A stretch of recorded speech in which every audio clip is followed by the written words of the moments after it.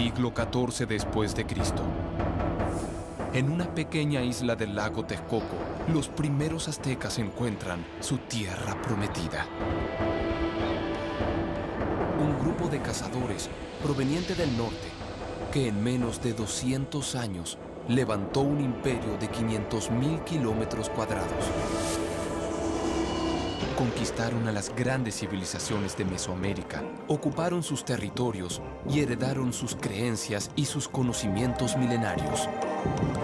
Su vertiginoso ascenso, su colosal expansión y su trágica caída constituyen uno de los episodios más dramáticos de la historia de la humanidad. Eduardo Bonilla es documentalista y se propone investigar los mayores enigmas del colosal imperio azteca. ¿Cuál es el origen de este misterioso pueblo? ¿Qué extraña fuerza los llevó a creerse elegidos por los dioses? ¿Cuál era el secreto que hizo de sus ejércitos una fuerza invencible? ¿Y por qué en apenas 2 años cayeron ante un reducido grupo de españoles?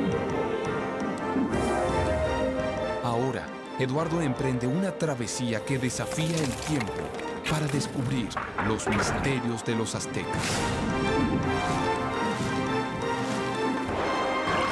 La exploración comienza.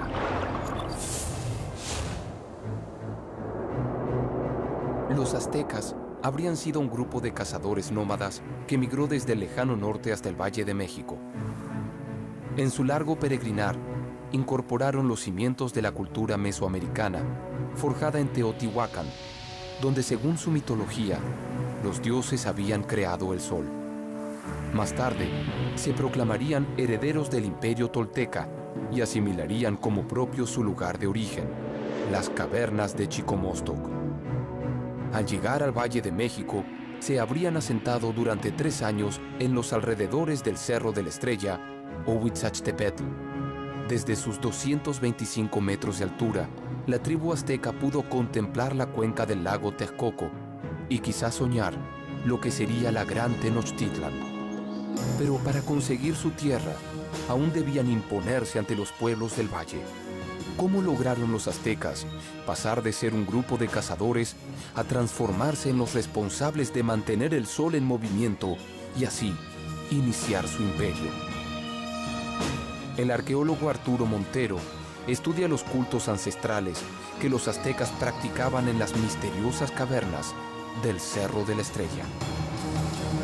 ¿Cuál era la importancia que tenía el Cerro de la Estrella para los aztecas? Fue muy importante porque debes de imaginar que ahora lo que vemos como la mancha urbana era un cuerpo lacustre, eran grandes lagos que había aquí y luego el cerro ganaba altura con las cuevas alrededor y en la parte alta del templo, desde donde se hacían las ceremonias. Acabas de mencionar algo de cuevas. ¿Eso tiene algo que ver con Chicomostoc, el lugar de origen? Sí, justamente creemos que lo hizo especial a este cerro fue la gran cantidad de cuevas. Hemos registrado 144 quedades donde se hacían rituales o se depositaban ofrendas. Y ahora que bajemos ahorita a la ladera, vamos a hacer una cuerda porque hay mucha grava y uno se puede resbalar. Perfecto.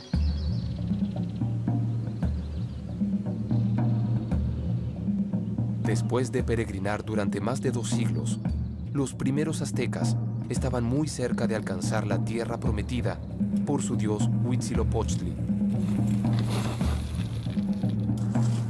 La exploración desciende hasta las profundidades del cerro para conocer el espacio natural en que los aztecas reprodujeron las míticas cavernas de Chicomostoc. Muy bien, Eduardo, ya estamos en la cueva que vamos a descender. Esta es la cueva del embudo. Esta oquedad se llenaba de agua. Durante la época de lluvias el drenaje viene a dar aquí y creemos que esto fue significativo para ellos y que pudieron haber depositado ofrendas esencialmente al agua, pero al agua del inframundo.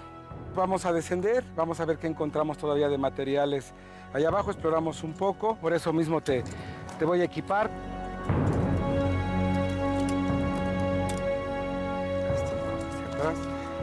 Se requiere un cerro, como el caso del de la Estrella, con muchas cuevas para pensar que hay muchos ductos que pueden conducir al inframundo. En este imaginario antiguo, el sol todas las noches tiene que pasar por esta región. y tiene que luchar para volver a salir al día siguiente y requiere entonces de una presencia humana para que este ciclo pueda seguirse dando. Los aztecas asumieron la responsabilidad cósmica de asegurar el triunfo del sol en su lucha diaria con las fuerzas oscuras del inframundo. Sus ritos incluían un peligroso descenso a las entrañas de la tierra, en un simbólico retorno a su propio lugar de origen. Esta cueva se habla de que está muy asolvada, que tal vez en la antigüedad fue más profundo.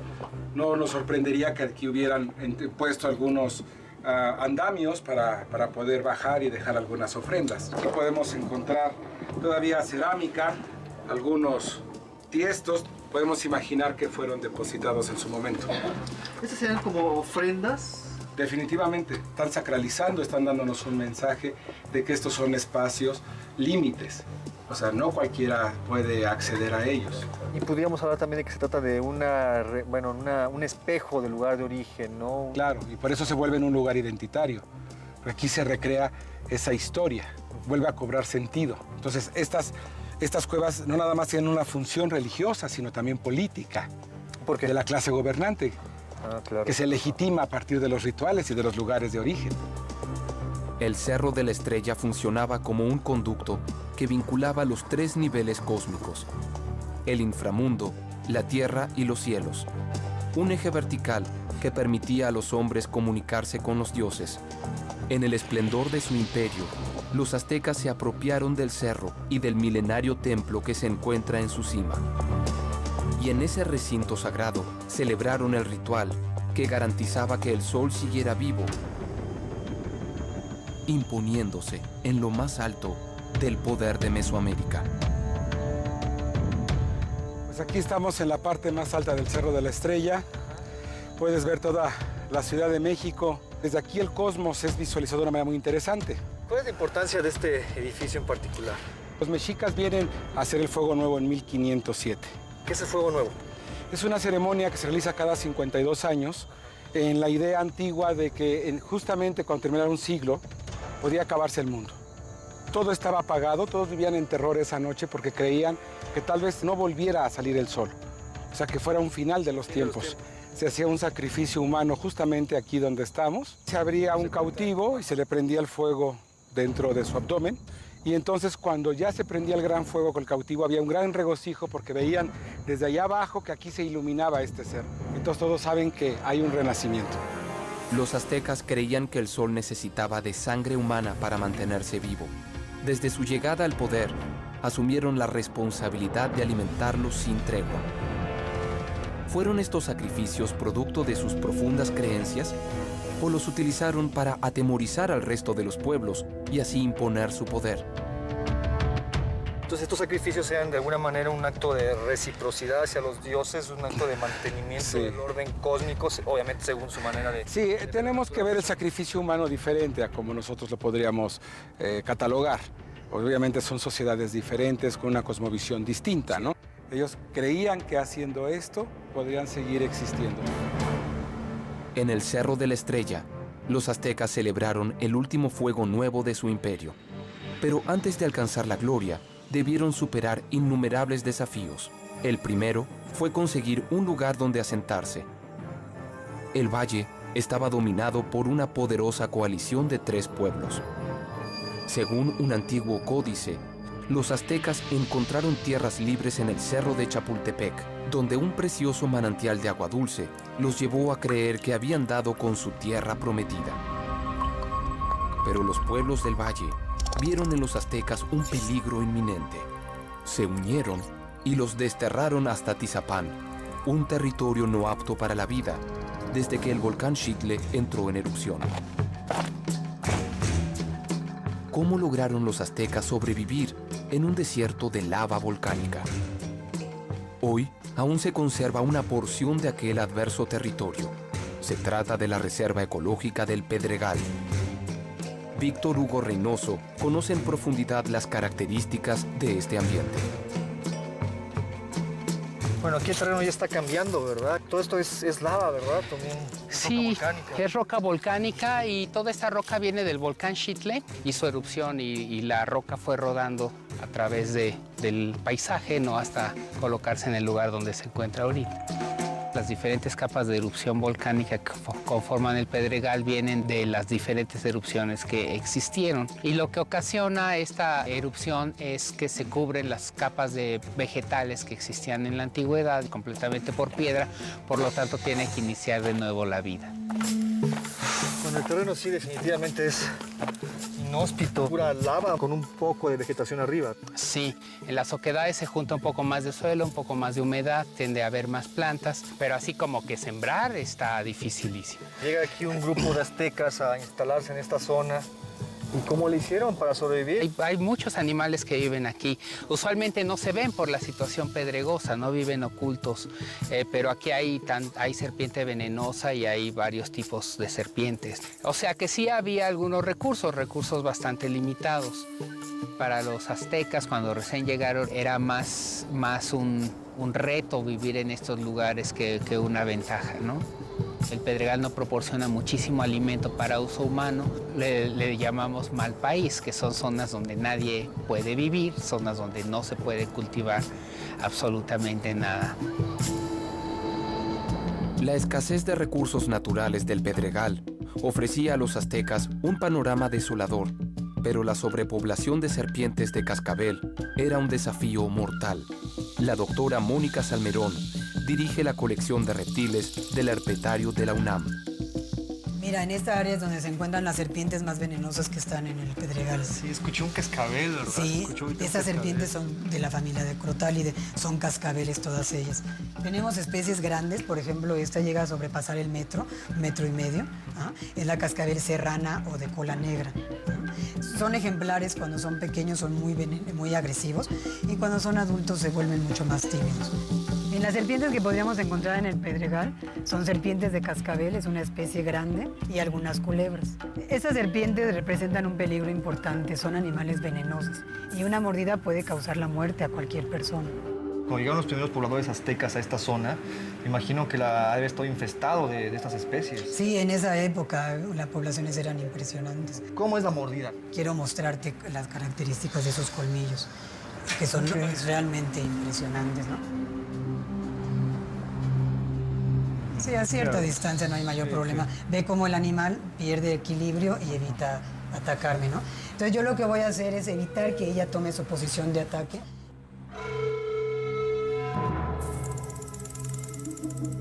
Entonces suavemente le coloco el gancho sobre la cabeza. Entonces te voy a pedir, por favor, que me ayudes para que yo pueda mostrarte la dentición. Se siente raro el tacto. Sí, la piel es muy rugosa, es áspera. Estos dientes vienen protegidos por una membrana y doblados sobre el paladar. Cuando el animal va a morder, los desenvaina y saca un par de colmillos, que son pequeñas agujitas hipodérmicas. El colmillo está perforado por dentro. Este tipo de veneno puede atacar sistema nervioso y sistema sanguíneo también, causando hemorragias importantes. Finalmente, bueno, se presenta un paro cardíaco. Desafortunadamente, en época de los aztecas no había antídotos. No había. La mordida era generalmente mortal. ¿Hay algún tipo de aprovechamiento que hayan hecho de las serpientes? Estos organismos, al igual que cualquier otro organismo, pueden comerse. Según la mitología azteca, las serpientes eran la trampa mortal que la coalición de pueblos liderada por el rey de Azcapotzalco había planeado para acabar con los aztecas. Lejos de amedrentarse, su temple guerrero les permitió afrontar la amenaza y finalmente sobrevivir alimentándose con la carne de las peligrosas serpientes. A 150 kilómetros del Distrito Federal, en el Valle del Mezquital, la antropóloga física Yesenia Peña ha estudiado los beneficios nutricionales de la carne de reptil. ¿Es posible sobrevivir comiendo serpientes o se trata solo de un mito?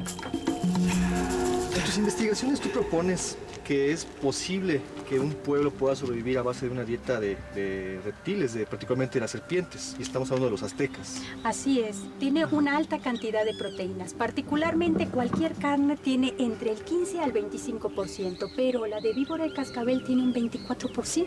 menos de un 1% de hidratos de carbono y el resto es agua y humedad. Pero digo, aquí es una cuestión muy importante porque la cascabel es además muy peligrosa, ¿no? Tanto los otomís como los mexicas utilizaban una vara en forma de horqueta para detener su cabeza. Una especie de Y. Así ¿no? es.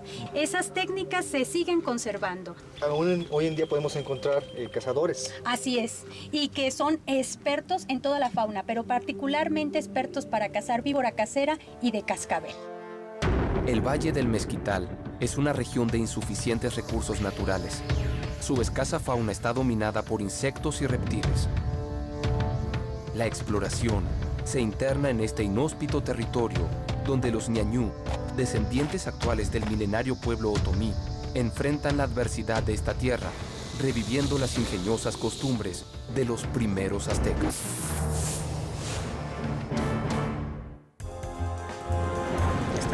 Ahí está la cabeza.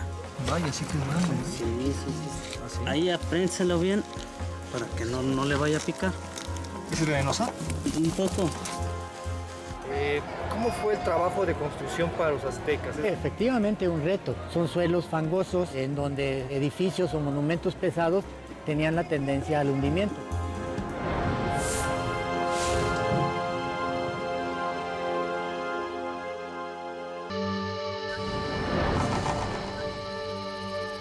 Según la mitología, a comienzos del siglo XIV, los aztecas cayeron en una trampa mortal.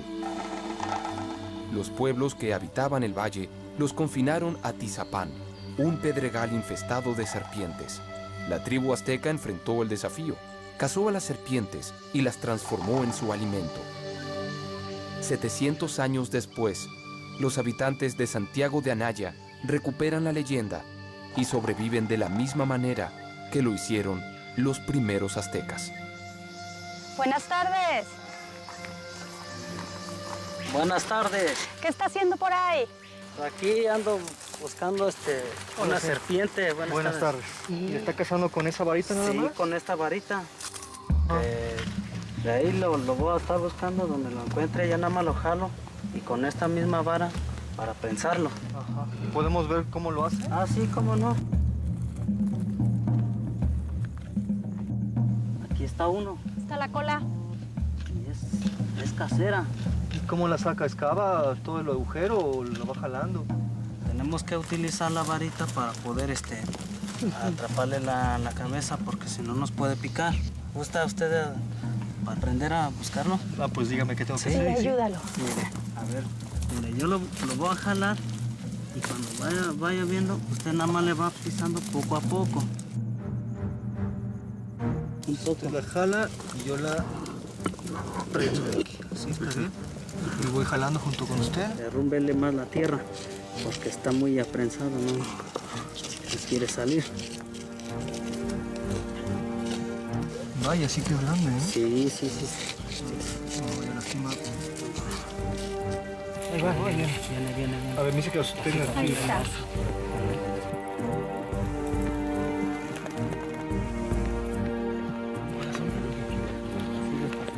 Ahí está la cabeza, ahí está la cabeza. Ahí aprénselo bien para que no le vaya a picar. ¿Es venenosa? Un poco.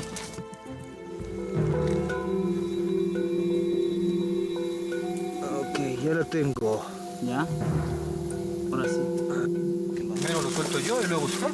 Bueno, primero suelto yo. 1, 2, 3. Préstame usted La horqueta. Está molesta. Y entonces, puede ser un movimiento rápido que donde nos puede atacar. Mire, se quiere ir. Entonces ahorita lo voy a agarrar en el... Usted lo sostiene de allá. A ver, ya. A ver, el cortal lo puede sostener, por favor, ¿sí? Ah, aquí trae otra carne de Ah, víbora, sí, mire. mire. Este es de cascabel y esta es casera. Al hacer un análisis y ver cuáles serán sus hábitos alimentarios, encontramos que esta forma de alimentación ha sido operativa y funcional a tal grado que la amplia desnutrición del más del 60% de la población en el Valle del Mezquital hoy en nuestros días ha reducido a menos del 10%. Se ha observado que es sacar el mismo nivel que cualquier otro grupo humano en el consumo de proteínas gracias a la manipulación de estos reptiles que consumen constantemente. ¿Cuáles son los depredadores de la víbora? El águila y la zorra. Eso me recuerda mucho a esa leyenda de la tira del peregrinaje de cuando los aztecas o mexicas venían desde el Aztlán y llegaron a la Ciudad de México, donde encontraron precisamente el nopal con una águila devorando una serpiente. Y esto para nosotros quería decir que ya caía el imperio de las personas que adoraban de manera sagrada y ritual a la víbora. Y renacía ahora un estado militarista donde el águila y la guerra era la que iba a imperar. Nada parecía poder contra el espíritu azteca. El rey de Culhuacán los convirtió en sus vasallos y les prometió liberarlos cuando capturaran 8,000 prisioneros. Los aztecas cumplieron y entregaron un saco con las orejas de los cautivos. A cambio, pidieron a la hija del rey en matrimonio. El rey aceptó, y los aztecas la desollaron viva como sacrificio a su dios Huitzilopochtli. Otra vez debieron huir, y se ocultaron en una isla de ceniza volcánica. Inesperadamente, esa sería su tierra prometida. Pero los aztecas sufrieron una división interna y se separaron en 2 grupos. La antropóloga Julia Pérez Pérez estudió en profundidad los motivos de esa ruptura. Este es el Templo Mayor. Pues bueno, esta es la primera etapa del Templo Mayor de Tlatelolco, ¿no? Donde prácticamente se inicia el desarrollo de los tlatelolcas como parte del grupo que salió de Aztlán y se establecen en las islas del lago, ¿no? ¿Por qué es esta ruptura? ¿Qué los lleva a esta separación, siendo finalmente de un origen único? Para entender esta separación hay que remitirnos al momento en que ellos salen de Aztlán. A un grupo, Huitzitón, les entrega una fina piedra verde o chalchihuit. Es un símbolo de intercambio. A los que más adelante se definirán como tenochcas, les entrega solo 2 palos con cuales al friccionarse se generaría fuego, y el fuego es el símbolo de guerra. Una vez asentados, los aztecas se separaron en 2 grupos. Los tlatelolcas se dedicaron al comercio y llegarían a conformar el mayor mercado de Mesoamérica. Su fulminante éxito despertó la envidia de los tenochcas, que temían transformarse en súbditos de sus antiguos compañeros de peregrinación. Los tlatelolcas empezaron a desarrollar productos, digamos, de un nivel de consumo elevado, Sí. que iba dirigido a otras clases sociales. Sí, obviamente los tenochcas no iban a permitir que miembros de su propio grupo fueran quienes estuvieran sojuzgándolo, entonces tuvieron que optar por una estrategia igualmente efectiva, igualmente redituable, pero no a través del comercio de la vía diplomática, sino a partir de la guerra. Los aztecas habían conseguido su tierra prometida, pero se trataba de una pequeña isla de ceniza volcánica. No podrían cultivar ni levantar grandes construcciones.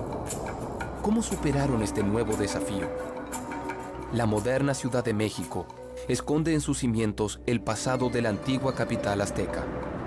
Durante las obras del metro, se descubrieron innumerables estructuras de la majestuosa Tenochtitlan. Una de ellas fue la pirámide de Ejecatl. Raúl Arana, responsable del hallazgo, devela los secretos de la ingeniería azteca. ¿Cómo fue el trabajo de construcción para los aztecas? Efectivamente, un reto. Son suelos fangosos en donde edificios o monumentos pesados tenían la tendencia al hundimiento. Entonces ellos descubren o implementan una técnica que se llama de pilotaje. Sobre estos soportes ellos empezaron a hacer plataformas y a rellenar con fango, con piedras, con desechos inclusive orgánicos. Y van ganando terreno al agua. Exactamente, y van jalando suelo orgánico del fondo del lago, que además les sirve también para ir haciendo sus chinampas, que no solo dan maíz, dan calabaza, dan cultivos, dan vida, sino que al mismo tiempo dan espacio para ir haciendo construcciones. Las chinampas eran jardines flotantes rectangulares sujetos al fondo lodoso del lago por pilotes de madera. Gracias a esta innovación tecnológica, los aztecas lograron cultivar sobre las aguas y Tenochtitlan fue ganando terreno hasta alcanzar una superficie de 15 kilómetros cuadrados. En menos de 100 años, pasaron de ser vasallos a transformarse en los dueños del Valle de México. El imperio estaba en marcha y su ciudad se unió al continente por medio de ingeniosas calzadas. Hoy, debajo de una de ellas, se construye la línea 12 del metro. ¿Puede la antigua ingeniería azteca ayudar a construir megaestructuras en el suelo inestable del Distrito Federal?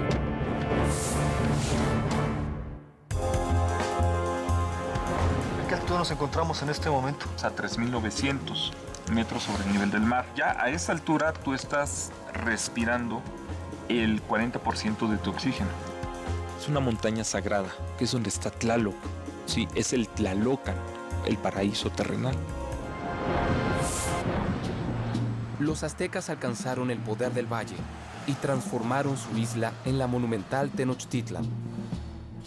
Sobre ese terreno artificial se apoyan los cimientos de la moderna capital de México.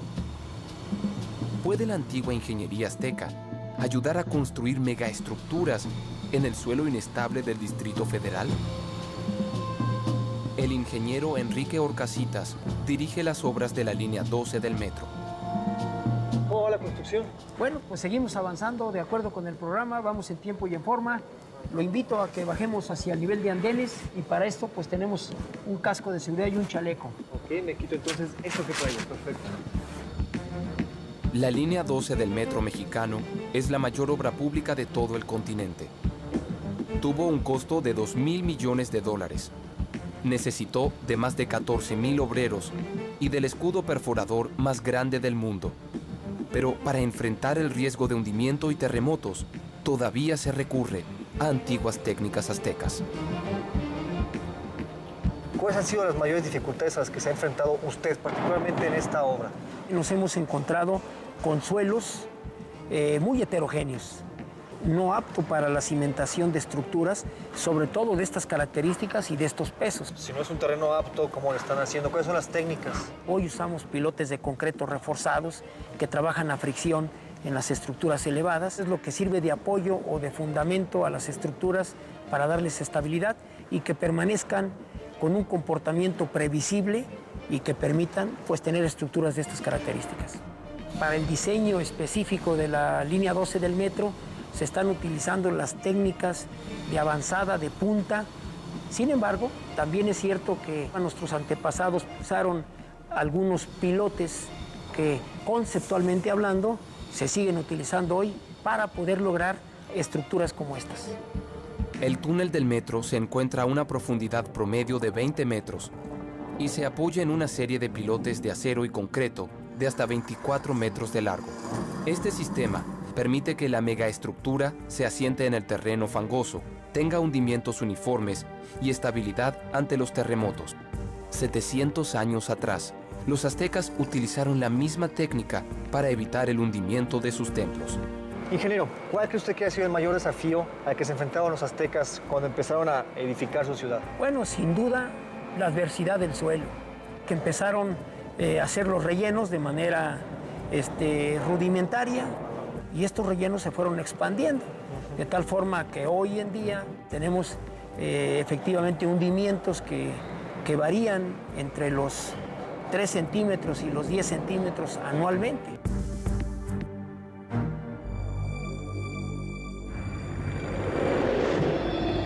El centro histórico de la Ciudad de México se ha hundido 7 metros solo en los últimos 100 años. Uno de los mayores ejemplos de este irremediable colapso es la Catedral Metropolitana, un edificio colonial que se construyó sobre los principales templos de la desaparecida capital azteca. Raúl Barrera es el arqueólogo que mejor conoce los vestigios del esplendor de Tenochtitlan, que se ocultan en la profundidad de los cimientos del Distrito Federal.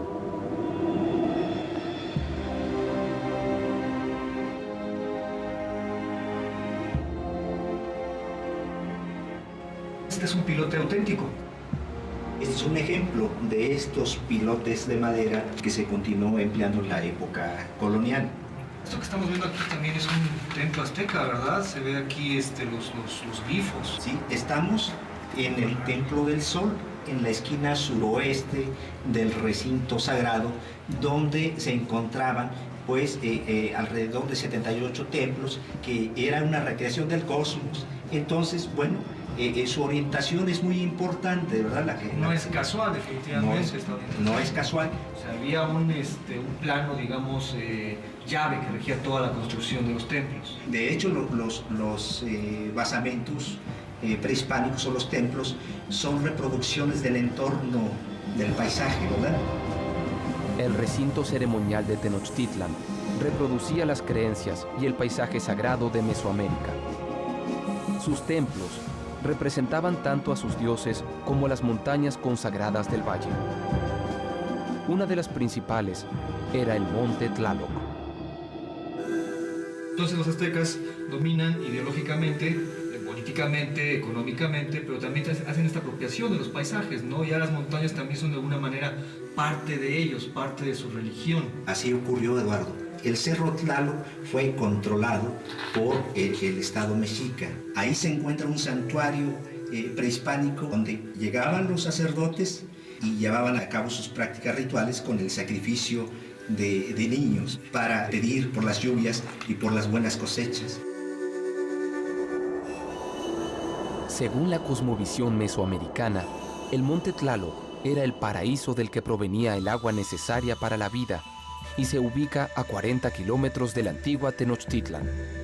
La estrategia azteca consistió en apropiarse de este lugar sagrado para ejercer un poder simbólico sobre el resto de los pueblos. Quien dominara el Monte Tlaloc podría predecir el comportamiento de las lluvias. Una vez al año, poniendo en riesgo su vida, el máximo poder del imperio peregrinaba hasta su cumbre para llevar a cabo el Hueytozostli, una ceremonia agrícola que incluía el sacrificio ritual de niños. Víctor Arribalzaga es especialista en arqueología de montaña y es quien mejor conoce los secretos de este monte sagrado. Esta es una ruta efectivamente de peregrinación, ¿verdad? Así es, venían los señores de la Triple Alianza, que era el señor de Tenochtitlan, el señor de Tlacopan y el señor de Texcoco. Y estos grandes señores que me mencionas, estos tlatoanis, ¿cómo llegaban hasta este punto? Los gobernantes eran grandes guerreros. Ajá. Subían a pie, sí, como toda la gente. Y obviamente tenía que venir con toda una logística de protección. Podríamos decir que estaban subiendo unas 6,000 personas. 6,000 personas. Acompañando a los gobernantes. Wow. Está bastante empuje para llegar aquí. ¿A qué altitud nos encontramos en este momento? Aquí nos encontramos a 3,900 metros sobre el nivel del mar. Pero todavía vamos a subir un poco más, ¿verdad? Todavía el templo se localiza a 4,150. Pero ya a esta altura tú estás respirando el 40% de tu oxígeno. Ok. Vamos pues, la recta final.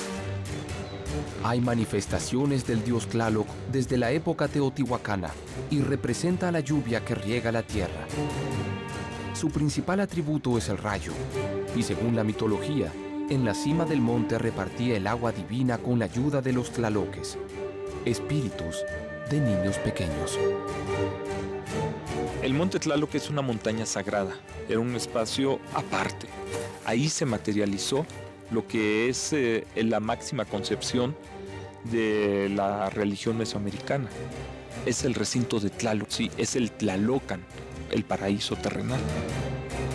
La exploración asciende a la cima del cerro para internarse en el más grande de los templos aztecas construidos en la alta montaña.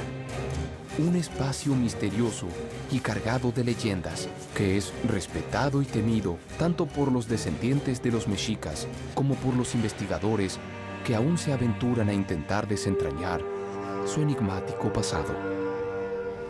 Ya casi llegamos. Vamos a dejar una pequeña ofrenda. Siempre procuramos, primero que nada, pedirle a los guardianes del lugar que nos permitan hacer nuestro trabajo y que regresemos a salvo a nuestros hogares. Porque nosotros No venimos a destruir. Estamos construyendo nuestra patria. Venimos a rescatar, venimos a proteger. No venimos a hacer ningún daño.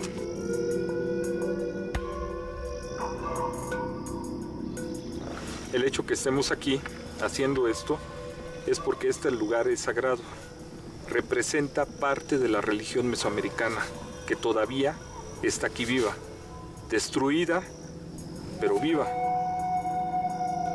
La destrucción de este templo comenzó luego de la conquista.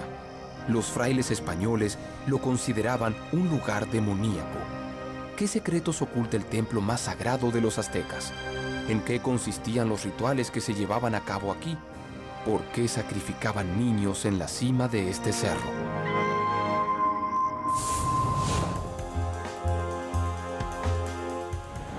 Este era el montículo principal, donde estaba el sacerdote esperando que le llevaran a uno de los niños que iba a ser ofrendado. Y ahí lo desangraban.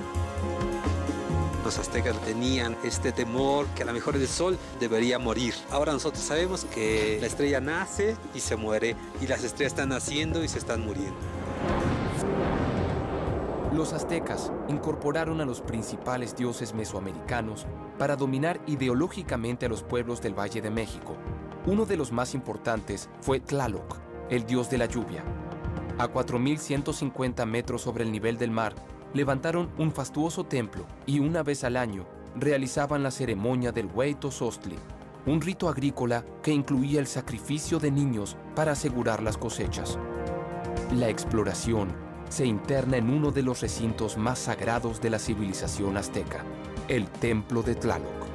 Bueno, pues aquí tienes el templo más grande de Mesoamérica a mayor altura. ¿Sí? La calzada mide 150 metros de largo, 7 metros de ancho. Eso también te dice la cantidad de gente que circulaba por ahí sin mayor problema.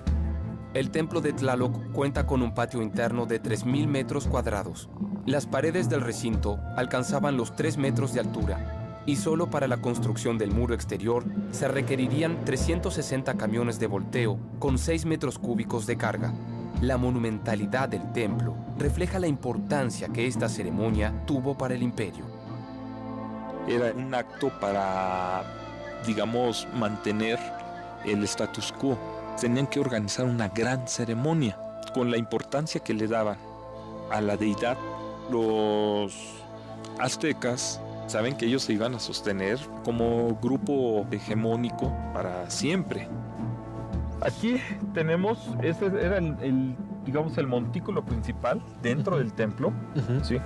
Donde estaba el sacerdote de Tlaloc esperando que le llevaran a uno de los niños que iba a ser ofrendado. Y ahí lo desangraban. Los primeros días de mayo, el sacerdote principal sacrificaba a un niño menor de 7 años y con su sangre rociaba a la gran estatua que representaba a Tlaloc. Finalmente, el cuerpo del niño era arrojado en el orificio de la caverna para que ayude a Tlaloc a generar las tormentas. Tlaloc es un concepto que envuelve varios entes. Los vientos que vienen del Golfo empujan a la nube, ¿sí?, hacia el altiplano. Esta nube llega y se posa en las montañas y ahí se va a cargar de agua. Todos estos elementos de la naturaleza estaban trabajando en conjunto, pero alrededor de alguien, ¿sí? Ese alguien es Tlaloc. Entonces sería la deidad de la meteorología, la deidad de la climatología, es quien controla todo. Entonces podríamos de alguna manera decir que los antiguos ya tenían una visión casi científica de los fenómenos naturales. Así es. Y aparte tiene una relación importante también con el sol.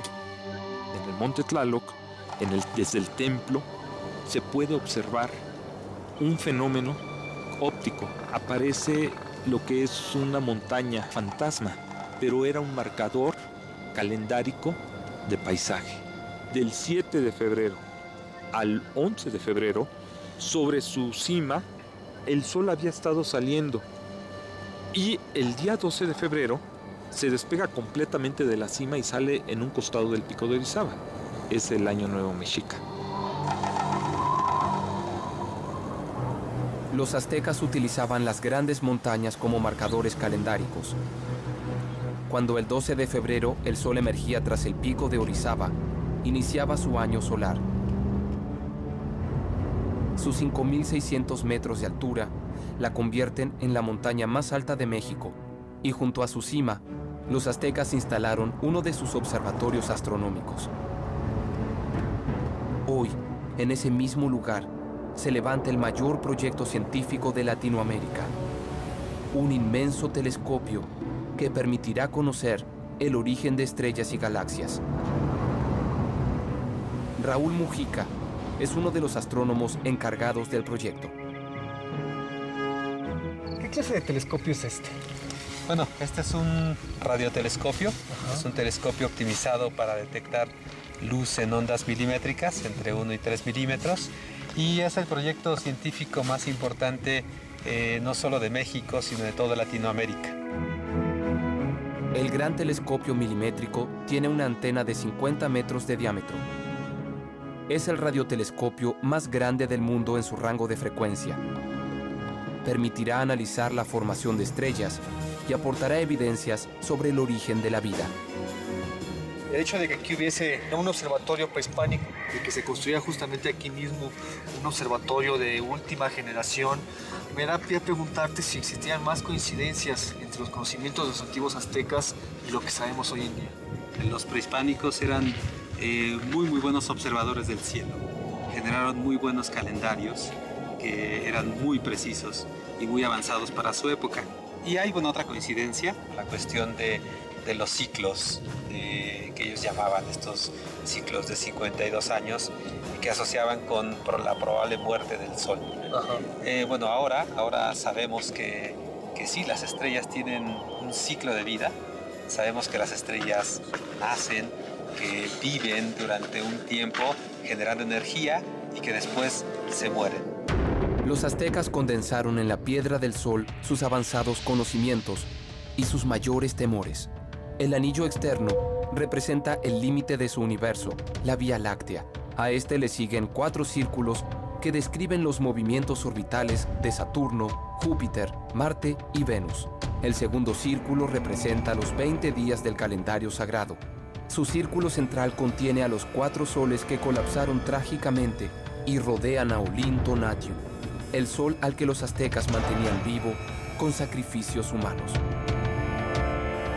Los aztecas tenían estas ideas de cuestiones cíclicas. Ellos pensaban que debería pasar cierto tiempo, estos ciertos periodos en que el sol debería morir. Ellos tenían este temor que a lo mejor el sol después de ese ciclo ya no sale. Ahora nosotros sabemos que el sol va a durar todavía unos 5.000 millones de años, ¿sí?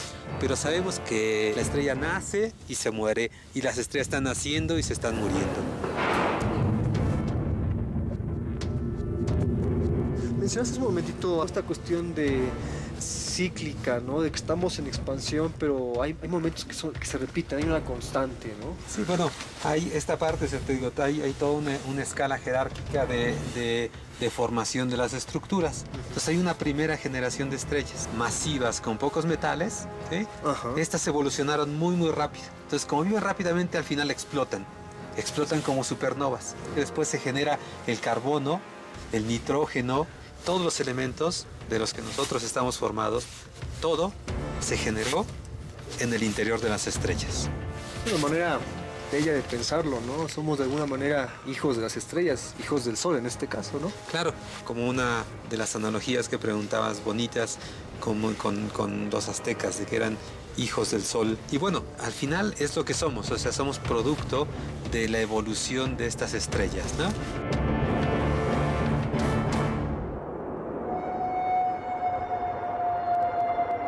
Los aztecas se erigieron como el pueblo elegido para mantener vivo al sol.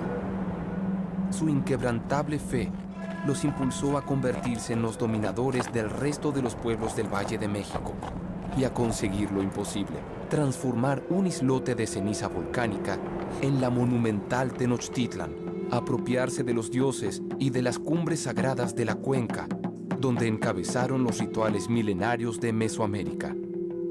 La profecía estaba en marcha. Pero aún debían extender sus dominios y someter a las grandes civilizaciones de las 4 regiones del cosmos para levantar el imperio del Sol, desde el Golfo de México hasta la costa del Pacífico y de la impenetrable selva guatemalteca hasta las estepas desérticas del norte. ¿Cómo consiguió un pueblo guerrero administrar y expandir un imperio de 500.000 kilómetros cuadrados? ¿Cómo doblegaron a las culturas milenarias de Mesoamérica? ¿Cuáles fueron las estrategias de guerra que desarrollaron? En solo 100 años, lograrían apoderarse de los más avanzados conocimientos matemáticos y astronómicos y levantarían una industria militar de materiales sagrados.